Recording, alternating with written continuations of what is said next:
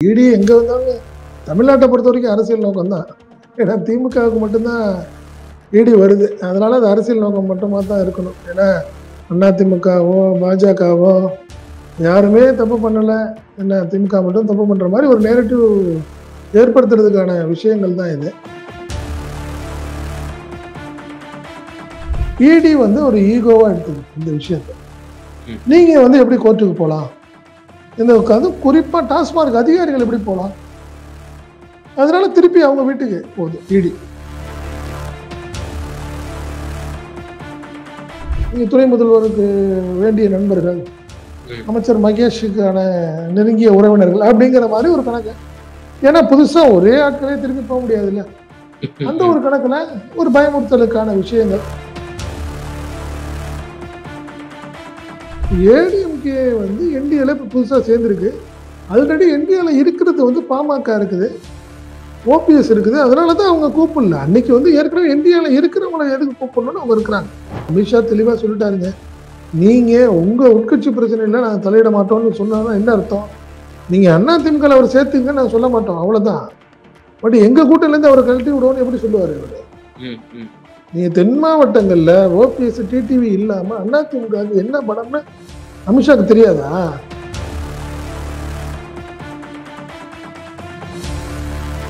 அதிமுக யார் யாரு வருவாங்க போவாங்க அப்படிங்கறத எடப்பாடி பொதுச்செயலாளரை அவர் முடிவு எடுத்துக்கலாம். ஆனால் என்டிஏ கூட்டணியில யார் யாரை வச்சுக்கணுங்கிறத எடப்பாடி முடிவு எடுக்க முடியாதுங்கிறதா.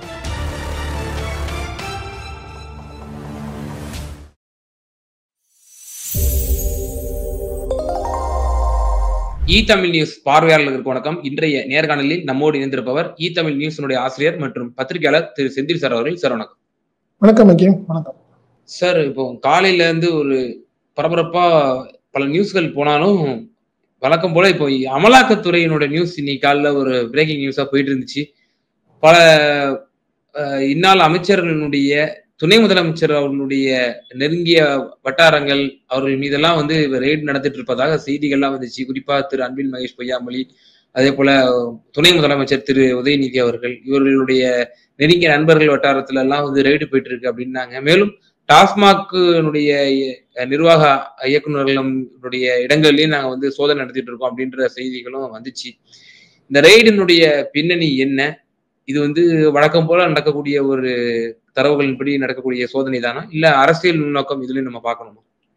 இது அரசியல் நோக்கம் தான், அதுல ஒன்றும் மாற்றம் இல்லை. இடி எங்க வந்தாலும் தமிழ்நாட்டை பொறுத்த வரைக்கும் அரசியல் நோக்கம் தான். ஏன்னா திமுகவுக்கு மட்டும்தான் இடி வருது. அதனால அது அரசியல் நோக்கம் மட்டுமா தான் இருக்கணும். ஏன்னா அதிமுகவோ பாஜகவோ யாருமே தப்பு பண்ணல, என்ன திமுக மட்டும் தப்பு பண்ற மாதிரி ஒரு நேரட்டிவ் ஏற்படுத்துறதுக்கான விஷயங்கள் தான் இது.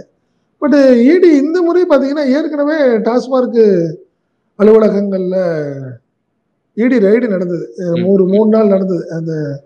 அந்த ரைடை எதிர்த்து தமிழக அரசும் டாஸ்மார்க் நிர்வாகமும் கோர்ட்டுக்கு போனாங்க. அதாவது இல்லீகல், ஆமா இல்லீகல் ரைட் பண்ணதே இல்லீகல். காரணம் அத்துமீறிங்கிறதோட ஒரு டார்கெட்டை வச்சு வந்த மாதிரி தெரியுது. நீங்க ஏதோ ஒரு எண்ணத்துல வந்த மாதிரி தெரியுது. இது புரியுதுங்களா? குறிப்பிட்ட அதிகாரிகள்லாம் நீங்க இங்க வந்திருக்க முடியாது. ஏன்னா பல அதிகாரிகள் இப்ப ரிட்டையர்ட் ஆயிட்டாங்க. என்ன நீங்க பர்டிகுலரா இந்த அலுவலகத்துக்கு வந்திருக்கணும்னு அவசியம் இல்லை அப்படிங்கிற அடிப்படையில தான் தமிழக அரசு வந்து நீதிமன்றத்துக்கு போச்சு. இந்த நீதிமன்றம் போனதுதான் இன்னைக்கு பிரச்சனை. இன்னைக்கு ரைடுக்கு அது ஒரு காரணம். என்னன்னா இடி வந்து ஒரு ஈகோவா எடுத்துது இந்த விஷயத்தை. நீங்க எப்படி கோர்ட்டுக்கு போகலாம், இந்த அது குறிப்பா டாஸ்மார்க் அதிகாரிகள் எப்படி போகலாம், அதனால திருப்பி அவங்க வீட்டுக்கு போகுது இடி. இப்ப நீங்க எவ்வளவுதானே அலுவலகத்துக்கு போனீங்க, அப்பதான் வீட்டுக்கு போறோம் அப்படிங்கிறது தான் இது. ஒரு மெசேஜ் என்னன்னா, எங்களை எதிர்த்தீங்கன்னா நாங்க விட மாட்டோம், பார்த்துக்கு. நீங்க எப்படி கோர்ட்டுக்கு போகலாம், நாங்க தான் எஃப்ஐஆரே இல்லாம நாங்க ரைடு பண்ணோம், புரியுதுங்களா? இடி விஷயத்துல நாங்க ரைடு பண்ணதுக்கு அப்புறம் பேசாம நாங்க அமைதியா இருந்தோம். ஆனா நீங்க கோர்ட்டுக்கு போய் எங்களை அசிங்கப்படுத்தணும்னு நினைக்கிறீங்க. ஸோ அதனால நாங்க வந்து ரைடு பண்றோம். இதுதான் ஒரு சிம்பிளான லாஜிக் இது, புரியுதுங்களா? ஏன்னா எப்போ நடந்த விஷயங்களுக்காக இடி வந்ததுன்னு அமைச்சர் செந்தில் பாலாஜி கேட்டார். இது எந்தெந்த எஃப்ஐஆர் அடிப்படையில் வந்தது, எந்த காலகட்டம்ங்கிறத இடி சொல்லணும், புரியுதுங்களா? காரணம் என்னன்னா அதிமுக காலகட்டத்தில் நடந்த அதிமுக ஆட்சி காலத்தில் நடந்த இந்த டாஸ்மாக் விஷயங்கள் எல்லாமே அந்த அடிப்படையில தான் திமுக ஆட்சியிலே நடந்தது. அந்த நடைமுறைகள் தான் நாங்கள் பின்பற்றுறோம். அதனால இந்த ரைடு சம்பந்தமா இடி கொஞ்சம் விளக்கத்தை சொல்லணும் அப்படின்னு கேட்டாங்க. கோர்ட்லயும் இதை தான் கேட்டாங்க. ஸோ இந்த விஷயம் தான் இடிக்கு ஒரு பெரிய நெருடல், ஒரு பெரிய சங்கடத்தை ஏற்படுத்திருந்துச்சு. ஸோ அதனால தான் இந்த ரைடு அப்படிதான் நான் நினைக்கிறேன். ஏன்னா இது இடி அதிகாரிகள் வந்து சொல்றது இதுதான், ஏன் எங்களை நீங்க தேவையில்லாம கோர்ட்டுக்கு இழுத்தீங்க. ஏன்னா இடி ஒரு வார்த்தை சொல்லுச்சு கோர்ட்ல, இது சம்பந்தமா நீங்க எங்கள்கிட்டயே பேசியிருக்கலாமே, நம்ம அது பேசியிருக்கோம். நம்ம அப்பதான் நம்ம என்ன சொன்னோம், ஒரு போலீஸ் அதிகாரி எஃப்ஐஆர் போடுறாருன்னா அவர்கிட்டயே திருப்பி போய் எப்படி நம்ம போய் கேட்க முடியும்? டிஎஸ்பிட்ட தான் போகணும், இல்லை எஸ்பிட்ட தான் நம்ம போகணும் அப்படிங்கிறத நம்ம விளக்கம் சொன்னோம். நாளைக்கு நம்ம இதை பத்தி இந்த டிபேட்ல இதே மாதிரி பேசியிருக்கிறோம், நம்ம பேசணும்னு வச்சுக்கோங்க. அதனால இடி அப்பயே சொன்னிச்சு, நாங்க தவறு பண்ணியிருக்கோம் அப்படின்னு நீங்க சொல்லியிருந்தா நீங்க எங்கள்கிட்ட நீங்க முறையீடு பண்ணியிருக்கணும், நீங்க கோர்ட்டுக்கு போனது தப்புன்னு சொன்னாங்க. ஏன் கோர்ட்டுக்கு போயிருக்கீங்க அதுக்குங்கிறதுக்காக தான் இன்னைக்கு என்ன கூடுதலா என்னன்னா பாத்தீங்கன்னா, நீங்க துணை முதல்வருக்கு வேண்டிய நண்பர்கள், அமைச்சர் மகேஷுக்கான நெருங்கிய உறவினர்கள் அப்படிங்கிற மாதிரி ஒரு கணக்கு. ஏன்னா புதுசா ஒரே ஆட்களே திருப்பி போக முடியாது இல்ல, அந்த ஒரு கணக்குல ஒரு பயமுறுத்தலுக்கான விஷயங்கள். ரெண்டாவது என்னன்னா, நல்லா புரிஞ்சுங்க, இந்தியாலேயே மீண்டும் மீண்டும் பிஜேபியை உரசி பார்க்கும் ஒரே கட்சியா திமுக தான் இருக்கு. ஒரு மத்திய அரசை எதிர்க்கக்கூடிய ஒரு திராணி கொண்ட ஒரு மாநில அரசா திமுக தான் இருக்கு. நேத்து வரைக்கும் பாத்தீங்கன்னா ஜனாதிபதிக்கு ஒரு கண்டனம் தெரிவிச்சு முதல்வர் அறிக்கை வெளியிடுறாங்க. அதான் சொல்றேன், இந்த விஷயத்துல யாருமே இதை பத்தி பேசல. ஒருவேளை இந்த ரைடுகள் நம்ம வந்து நினைச்சிட்டு இருந்தோம், சரி குறிப்பிட்ட பர்டிகுலர் மேலதான் வஞ்சகம் வச்சு பண்ணுவாங்கன்ட்டு. இப்ப பரவலா அமைச்சர்கள், இப்போ அன்பில் மகேஷ் அவர்கள், இப்ப உதயநிதி அவர்கள், இப்ப இவங்கள மேலாம் வந்து ரைடு வந்திருக்கு. நேத்து முதலமைச்சர் இந்த கண்டம் பண்ணதுனால ஒரு இந்த மிரட்டல் நம்ம எடுத்துக்கலாமா? மிரட்டல் 100% மிரட்டல் தான். அதுதான் சொல்றேன், நம்ம மிரட்டல் தான். புரியுதுங்களா? நீங்க சும்மா இருக்க மாட்டேங்கிறீங்க, மற்றவங்க எல்லாம் சும்மா இருக்காங்க, ஏன் நீங்க பேசாம இருக்க மாட்டேங்கிறீங்க அப்படிங்கிறது தான் அவங்களுக்கு. இதுதான் நான் என்ன சொல்றேன், தமிழ்நாட்டை பொறுத்த வரைக்கும் இடியோடைய வேலை திமுக மட்டும்தான். அது முழுக்க முழுக்க அரசியல் பழி வாங்கும் நோக்கம் தான், அதை தாண்டி வேற ஒண்ணுமே கிடையாதுங்க. ஏற்கனவே 1000 கோடின்னு அவங்க சொல்லிட்டாங்க. அதுக்கு இன்னைக்கு ஆதாரம் தேடணும். நீங்க வேணா ஒரு வழி இல்லை, எந்த அடிப்படையில் நீங்க 1000 கோடின்னு சொன்னீங்கன்னு நம்ம கேட்குறோம், என்னென்ன எஃப்ஐஆர்னு கேட்குறோம். இதுக்கெல்லாம் பதில் சொல்ல முடியாத ஒரு இடி இன்னைக்கு ஒரு ஆதாரம்ங்கிற பேர்ல புதுசா ரைடு நடத்துன மாதிரி காட்டிக்குது. ஏன்னா திருப்பி நம்ம கோர்ட்டுக்கு போகக்கூடாது, இடியை எடுத்து நம்ம எதுவும் பேசக்கூடாது. இதுதான் ஒரு முதல் காரணம். அது மட்டும்தான். என்ன, இது திமுக அரசுக்கும் தெரியும், முதல்வருக்கும் தெரியும், எல்லாத்துக்குமே கிட்டத்தட்ட தெரிஞ்சிருச்சு. இடிங்கிறது ஒரு ட்ரிப் வந்தப்போ ஒரு பரவாயில்லைங்க, வாரத்துக்கு ஒரு ட்ரிப் வந்துட்டு இருந்தா அதுக்கு என்ன மரியாதை? அதுதான் இன்னைக்கு நிலைமையா இருக்கு. அதனால இது வந்து முழுக்க முழுக்க அரசியல் காரணங்களுக்காக விஷயம்தான். அதனால இதுல ஒரு பெரிய சீரியஸா எடுத்துக்க வேணாம்னு நான் நினைக்கிறேன். ஏற்கனவே டாஸ்மாக் அந்த ரைடு சம்பந்தமாக வழக்கு வந்து நடந்துட்டு இருக்கு. அந்த வழக்கை வேற சிபிஐக்கு வேற கொண்டு போகணும் அப்படின்னு சொல்லியும் சிலர் பெட்டிஷன் எல்லாம் கொடுத்துருக்குறாங்க. ஸோ இந்த மாதிரியான அகெயின் திருப்பியும் டாஸ்மாகே இருந்து ரைடு விட்டுட்டு தரவுகளை இன்னும் அதிகமா சேகரிக்கணும் அப்படிங்கிறதுக்காக சிபிஐக்கு சமர்ப்பிக்கிறதுக்கு ஒரு தகுதி வாய்ந்த ஒரு வழக்காக அது எடுத்து சொல்லணும் அப்படிங்கிற ஒரு நோக்கம் இருக்கா ஐடிக்கு? இல்ல இல்ல இல்ல, அதுக்கு சம்பந்தமே இல்லை. ஏன்னா சிபிஐ எதுக்கு போகணும்னு என்ன கேட்கறாங்கன்னா, ஏற்கனவே போடப்பட்டிருந்த இந்த எஃப்ஐஆர் தொடர்பான விஷயங்கள் எல்லாத்தையும் சிபிஐ விசாரிக்கணுங்கிறது அந்த பெட்டிஷன். அதனால அதுக்கும் சம்பந்தம் இல்லை, நான் பார்க்கல. ஆமாமா, இது என்னன்னா, ஒண்ணு மிரட்டல், ரெண்டாவது ஆதாரம் அப்படிங்கிற அடிப்படையில சில பேரை வீட்டுக்கு போயிட்டு வந்துட்டோன்னு கணக்கு காட்டணும். அந்த ஒரு கணக்குக்காக காட்டுது இடி. அதனால ஒன்றும் பெருசா ஒரு திமுக இதுலலாம் பயந்துருமாங்கிறதெல்லாம் ஒரு மிகப்பெரிய கேள்விக்குறி. அது ரொம்ப தெளிவாதான் இருப்பாங்க திமுக. ஆமா நிச்சயமா சார், ரைடு சம்பந்தமா பேசுறோம். இப்ப அடுத்தடுத்து இன்னொரு பரபரப்பான ஒரு செய்தி தமிழகத்துல இப்போ நிலவு வரதை பாக்குறோம். முன்னாள் அமைச்சர், அதிமுக முன்னாள் அமைச்சர் திரு நத்தம் விஸ்வநாதன் அவர்கள் வந்து ஒரு ஸ்டேட்மெண்ட் விட்டிருக்கிறாரு. எங்களுடைய கூட்டணியில் ஓபிஎஸ் மற்றும் டிடிவி தினகரன் ஆகியோர் வந்து இடம்பெற இயலாது அப்படின்ற மாதிரி ஒரு வச்சிருந்தாரு ஒரு ஸ்டேட்மெண்ட். இது சம்பந்தமாக பிஜேபியோட மாநில தலைவர் திரு நயினார் நாகேந்திரன் அவர்களும் கேட்கும் பொழுது, இல்ல அவங்க என்டிஏ கூட்டணியில தான் இருக்கிறாங்க. மேலும் ஓபிஎஸ் அவர்கள் ஏற்கனவே ஒரு அதிருப்தியும் தெரிவிச்சிருந்தாரு. அமித்ஷா வரும்போது எனக்கு அழைப்பே விடுக்கல, வருத்தம் எனக்கு அப்படின்னு சொல்லியிருந்தாரு. இதுக்கும் நயினார் நாகேந்திரன் அவர்கள் பதில் சொல்லியிருக்கிறாரு, இல்ல அது வந்த பர்பஸ் வேற அன்னைக்கு. அதனால இந்த முறை அடுத்த முறை வரும்போது நிச்சயமா நாங்க கூட்டு அழைச்சு நாங்க சந்திக்க வைப்போம். இந்த இருவரும் எங்களுடைய என்டிஏ கூட்டணியில தான் இருக்காங்க அப்படின்ற ஒரு விஷயத்த இப்போ நயினார் நாகேந்திரன் சொல்லியிருக்கிறாரு. நயினார் நாகேந்திரன் இந்த ஸ்டேட்மெண்ட் மற்றும் நத்தம் சிவசங்கர் அவர்களுடைய இந்த ஸ்டேட்மெண்ட்டை எப்படி பாக்குறது? நயினார் நாகேந்திரனுடைய இந்த ஸ்டேட்மெண்ட்டை ஏடிஎம்கேனுடைய இப்ப அவர்தான் முதலமைச்சர் வேட்பாளர் என அமித்ஷா சொல்லிட்டாரு. முதலமைச்சர் வேட்பாளராக இருக்கக்கூடிய திரு இபிஎஸ் ஏற்றுக்கொள்வாரா?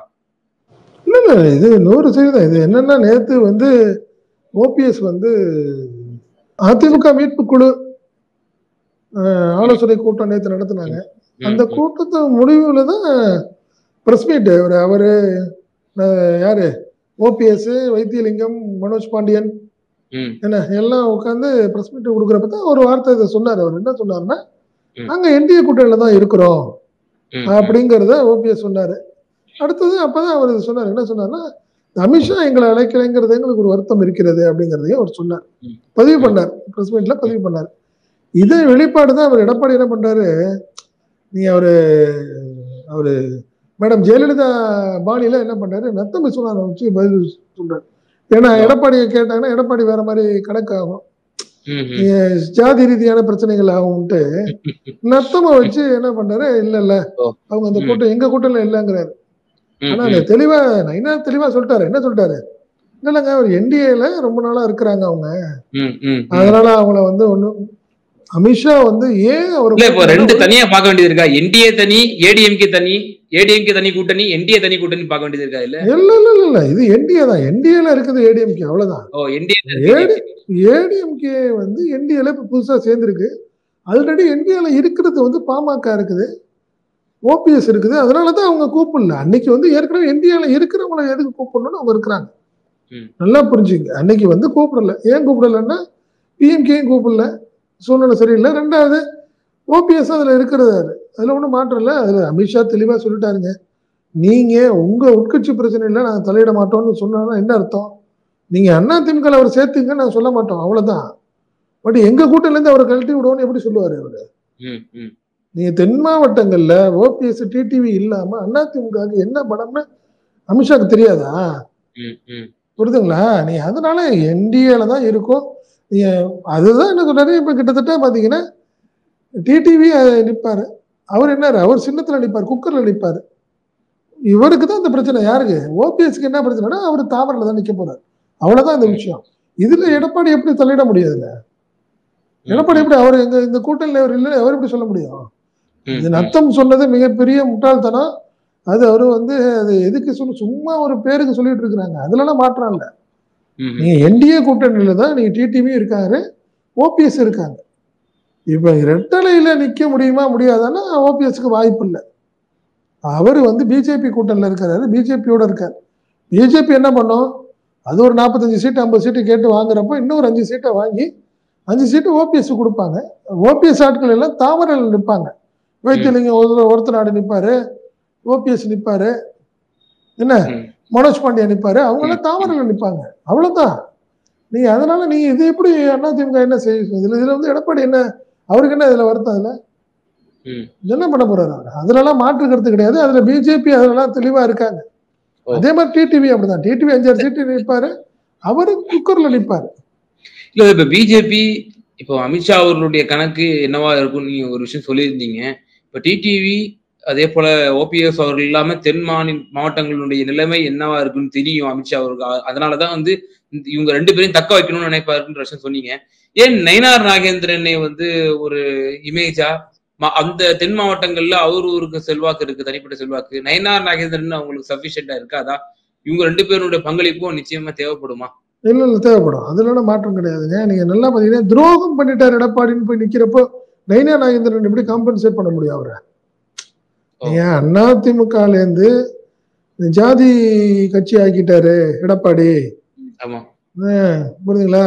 அங்க முக்குளத்தோர் எல்லாம் அவர் குறிப்பா நம்ம சசிகலா அதுல கணக்குல நம்ம சேர்க்கவே இல்லை. சசிகலா, ஓபிஎஸ், டிடிவி 3 பேரையும் ஒதுக்கிட்டாரு, துரோகம் பண்ணிட்டாரு அப்படின்னு ஒரு இமேஜ் வந்துருச்சு அவருக்கு. அதிமுக வந்துருச்சு, அதுல மாற்றுக்கிறதே கிடையாது.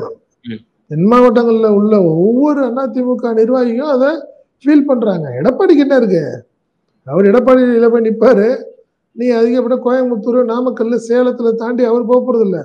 அங்க இருக்கிறவங்க ராமநாதபுரம், சிவகங்கை, தேனி, மதுரை, விருதுநகர் இதுல உள்ளவங்களுக்கு தானே பிரச்சனை, அவருக்கு என்ன பிரச்சனை?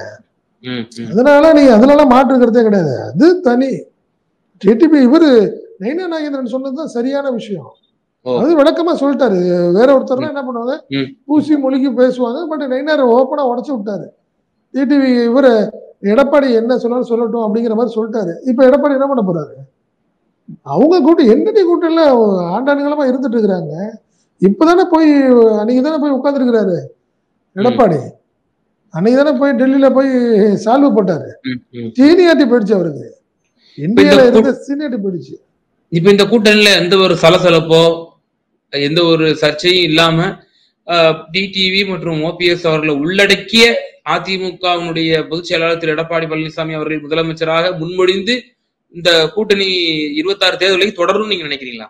ஆமா நடக்கும், வேற வழி கிடையாது. நீங்க ஓபிஎஸ் எடப்பாடி முதல்வர் சொல்லுவாரா? சொல்ல மாட்டாரா? எங்கள் கூட்டணி வெற்றி கூட்டணியும் பாரு, இப்படிதான் பேசுவாரு. என்ன அந்த மாதிரிதான் பேசிக்குவாங்க, அப்படிதான், வேற வழி இல்லைன்னு வச்சுங்களேன். எடப்பாடிக்கு அதே மாதிரிதான். எடப்பாடி போய் அங்க போய் நீங்க ஓபிஎஸ் பிரச்சாரம் பண்ண போறாரா? பண்ண மாட்டாரு. அதே மாதிரி ஓபிஎஸ் போய் எடப்பாடியில போய் பிரச்சாரம் பண்ண போறது இல்லை. இந்த பிரச்சனைகள்லாம் இருக்கும். இது வெற்றி கூட்டணியா இல்லையாங்கிறத பத்தி நம்ம பேசல, அது தனி விவாதம், அதுக்கான வாய்ப்புகள் இல்லை. பட் நான் என்ன சொல்றேன், வேற வழியே இல்லை. பிஜேபி என்ன பண்ணுது, எல்லாத்தையும் பேட்ச் அவுட் பண்ணி பாக்குது. இது வெற்றி ஆகுமா இல்லையாங்கிறது அப்புறம் தான் பண்ணுது. ஆனால் எடப்பாடி அவர் நினைச்சாதான் ஒருத்தர் அந்த கூட்டணியில வச்சுக்கலாம் முடியாது.